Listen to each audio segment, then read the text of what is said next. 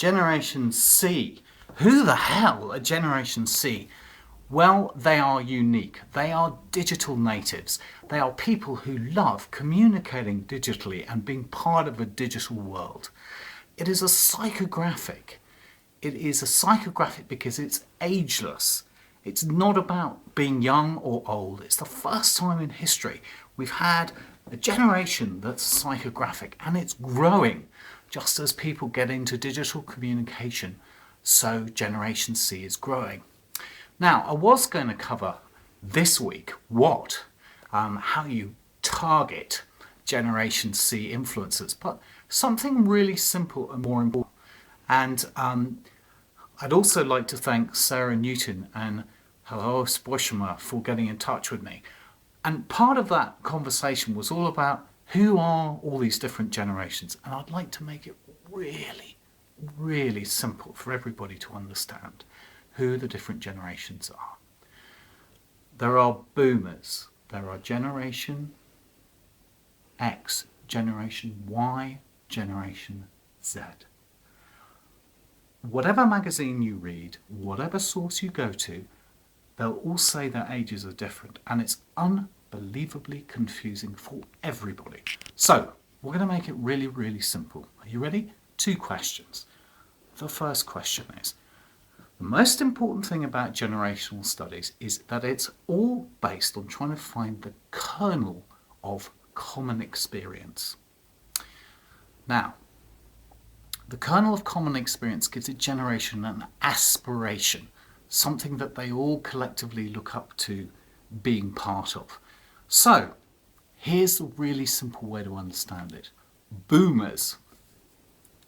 Boomers were all about, in terms of digital format, vinyl. So if you want a shortcut to understand whether someone's a boomer, you ask them what was their musical format. And for boomers, it was vinyl.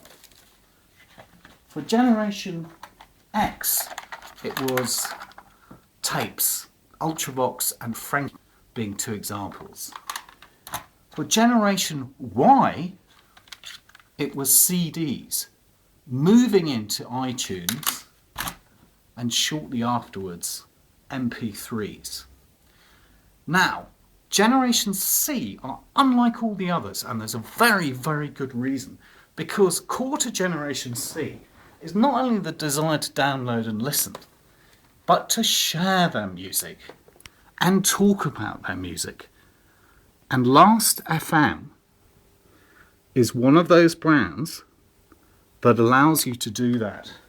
There are others out there. So for Generation C, they're not just consuming, they're actually wanting to share, they're wanting to understand, wanting to explore and share each other's tastes. Which brings us to the last point. A new study by Anderson Analytics, undertaken and commented on by Advertising Age, underlines this difference between Generation C and the rest.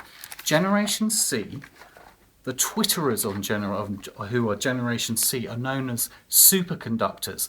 They're more likely to be entrepreneurs, they're more likely to have a broader range of interests, and this is really important, they're more likely to like coffee. In other words, Generation C are the global bohemian generation, the global influencers that never have been connected before. And that means they're very, very, very different to the other we've talked about. So, the last and very final point is this. There's a new generation. A demographic generation called Generation Z or Z, depending on where you are. These people were born after 2001. So guess what? They don't really have a music format as yet, because they're still relatively small. So, thank you for listening.